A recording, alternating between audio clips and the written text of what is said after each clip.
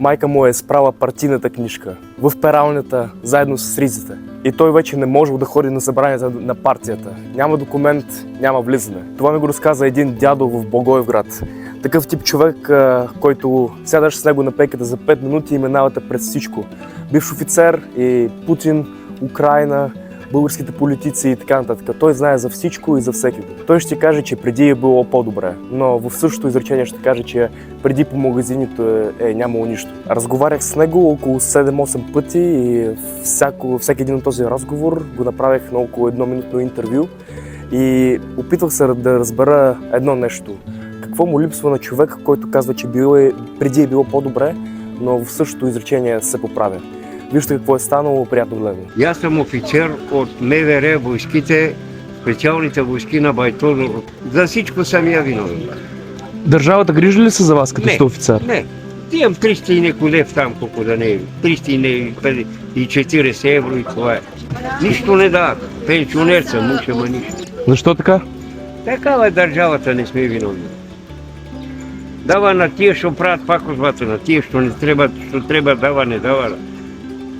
Сами отговори на този въпрос. Как може тук в Благоевград преди 3 месеца бяха разкопали улицата тук? Пасащата улица ремонтират бебата. Здравият човек не го иска да лекува бебате. Здравият човек не го иска да лекува. Според вас България може ли да се промени към по-добре? Не. Нема да биде. При Байтодор имаше някакъв... Тия, които беха престъпниците, си знаеха место. Държава нема, бат. Държава нема. Престъпниците държат всичко в държавата, бат. Я викам да сложи, Байтодор слагаше на първо време държавата. Аз само ке ти кажа нещо. По времето, бате, на Тодор Живков имаше паради, военни паради, бате, и показвахме техниката, ракетите, бате. И тогава журналисто гордо заявяваше, къде са тия ракетни комплекси, вика. Там, където трябва и толкова, колкото трябва. Са нищо нема, бат. Са всичко сме дали на украинците, бат. У него и страна.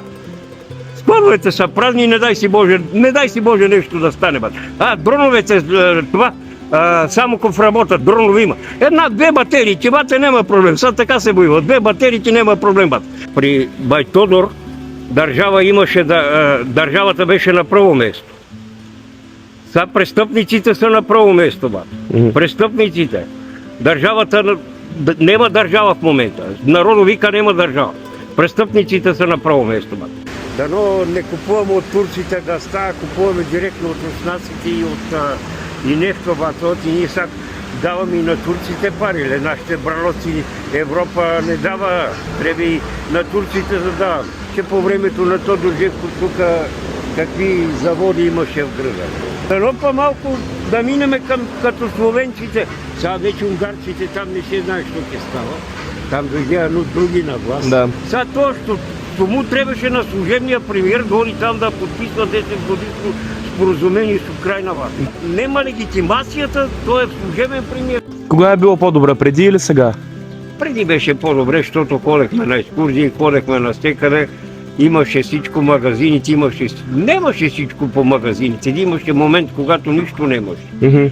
Имаше момент, когато нищо нямаше. Но и сега ще дойде този момент. Я гледаш, барело станал $119. От 73 на 119. Заради войната в Иран? В Ирак. Не трябваше американците да започват войната там. А вие сте за или против еврото? Не, аз съм за еврото. За еврото, защото вече е по-добре към Европа да сме. Това е по-добре да сме към Европа. Всичко бегаше на Америка, бат. Всичко бегаше от хубавия соцлагер към лошата Америка, бат. Какъв съвет бихте дали на младите хора? Какво е най-важното в живота? Значи, младите хора не трябва да допуска да става такива като в Индия, са какви нови вируси измислят. Разбираш, умните глави трябва да работят, да не допуснем хората. Хората да измира. Измира белата раса, бе, момче. Защо измира бел? Избиват украинците. Най-хубавия народ избиват. Най-хубавия народ избиват. Вие сте за Русия или за Украйна в войната? Да ми е сета, аз съм за България. Не искам ние да се мешаме. Вече уни това, че не могат да се разберат, не могат. 2 остри камъка жито не мелят. Обаче майка ми, мада, изправа Бахом, БКП партийната книжка изправа. Леле, кога ме погна тия, та праща да ме тепа, та праща много, всичко опитва. По болници ме кара на тука, на там. Само и само да оти вика, не съм искал комунизм. Ма не изправа партийната книжка, я не, че не съм ги искал. На мене ми е безразлично. Обикаля бе така, обикалям на тука. Некой ден те тренирам, ама нещо ме мръда в плащата. Нема нимота, майка, нема. Едно време всеки ден тренирах, даже по 2 тренировки са при вечер от 8 и през едно ти парашутизъм, делтапланеризъм, скално катерене, екстремни спортове съм спортувал. Преди да във военното училище. Са за изборите.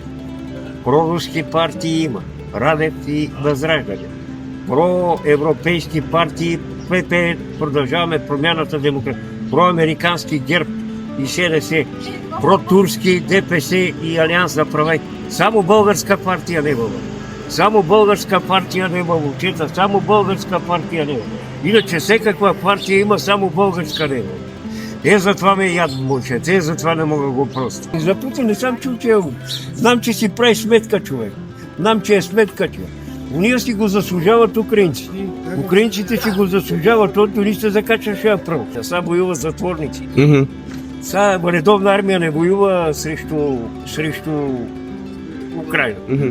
Затова бавно се направи. Ако влезне редовна армия, за 2 седмици се ги изгази. Но редовна армия не воюва.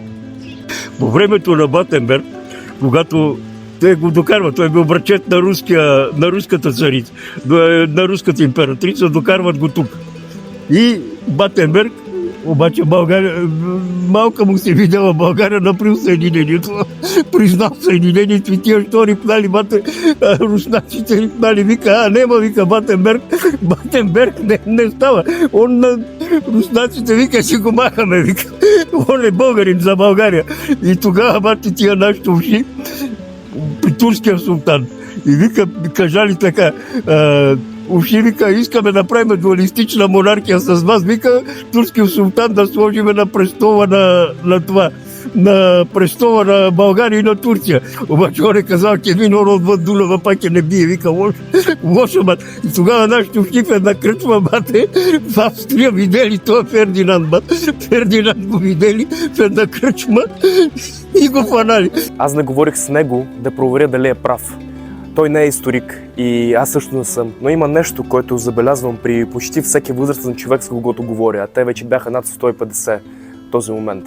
Това е, че когато говорят за миналото, те не говорят за пълните магазини. Магазините са били празни и човекът сам го казва. Говорят по-скоро за това, че преди са били на по 30, по 20 години, че книжката им е значила нещо, че са ги чакали на събранието. Преди е било по-добре, почти никога не е за преди. По-скоро е за самия него. Благодаря за гледането.